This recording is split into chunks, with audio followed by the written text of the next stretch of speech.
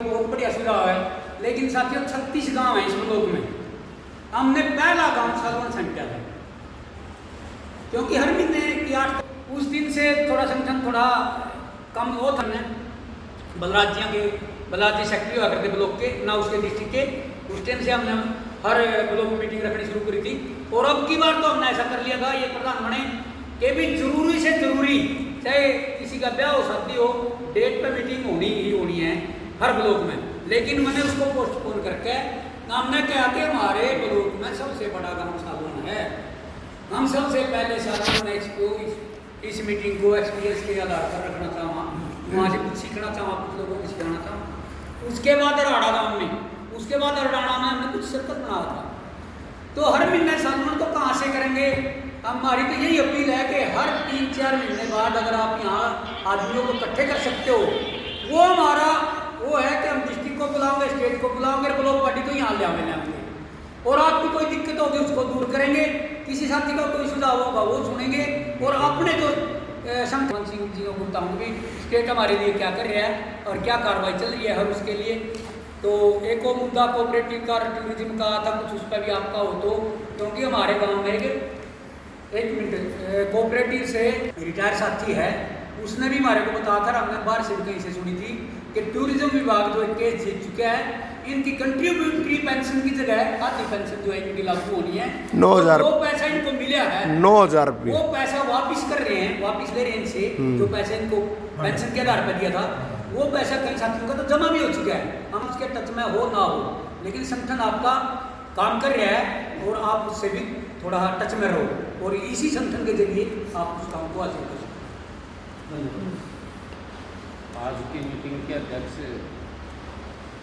करमवीर गोंद जी, मंच संचालक रणवीर शर्मा जी, जिला के प्रधान साथी बलराज जी, साथी सौरण साहब, जिला के कैशियर रावत जी, हमारे वरिष्ठ साथी मित्रपाल राणा जी, उपस्थित साथियों, मेरे से पूर्व वक्ताओं ने पूरी तफसील से संगठन की, सरकार की और आपके कोई हिस्से की बात के बारे में बातें रखी। लास्ट में अध्यक्ष को और लास्ट वाले बोलने वाले के पास का कुछ रहता ही नहीं।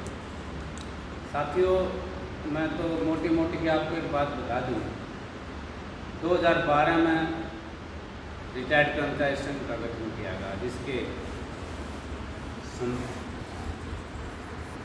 संस्थापक और स्वर्गीय हमारे आरसी जग्गा जी, जो आज हमारे बीच में नहीं है, उनकी एक सोच थी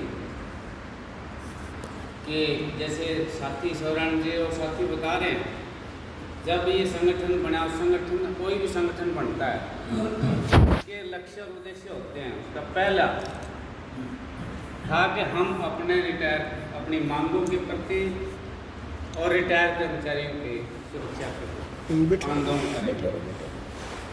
दूसरा साथी सौरण जी बता रहे थे, उसमें खास दूसरे नंबर पर यह है कि किसी भी वर्ग के साथ अगर कुटराघात होगा तो रिटायर्ड कर्मचारी संघ अग्रणी पंक्ति के साथ खड़ा।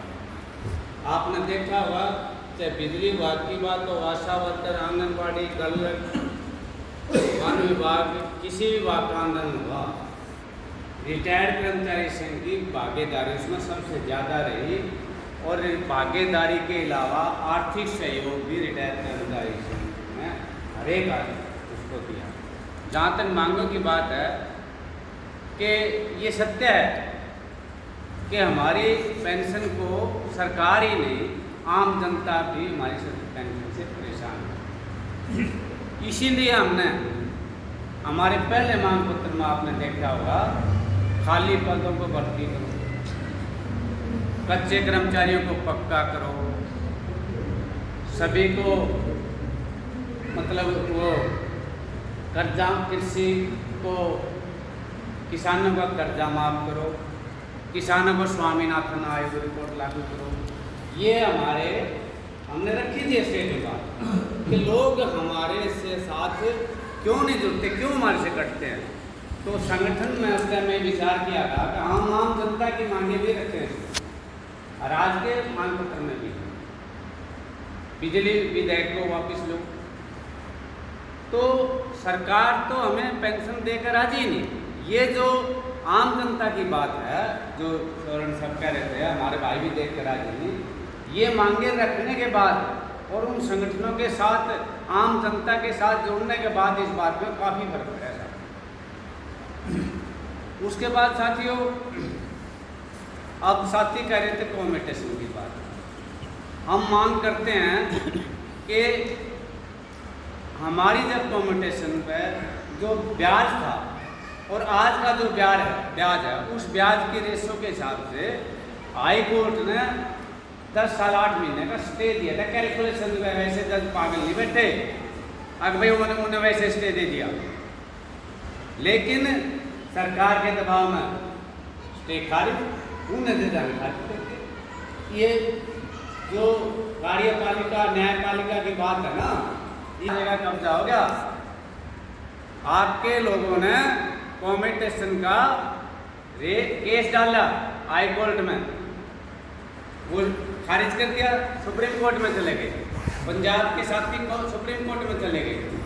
फिर मेरे नरवाना के साथी ने 90 आदमियों ने नरवाना के साथी में डाला केस, और हमने उनको कह दिया था भाई अगर सुप्रीम कोर्ट की फीस ज़्यादा है तो हम जिले वाइज 10-15 हज़ार की मेरी जिम्मेवारी में इकट्ठे करके आपको दूँगा। उन्होंने केस डालने की तैयारी कर ली, लेकिन इस सरकार ने, इस बेहूदी सरकार ने इनका रिटायर आम आपके वरिष्ठ नागरिकों से रिटायर्ड में से इतना प्यार है कि सुप्रीम कोर्ट में जाकर खारिज कर दिया। फिर नरवाना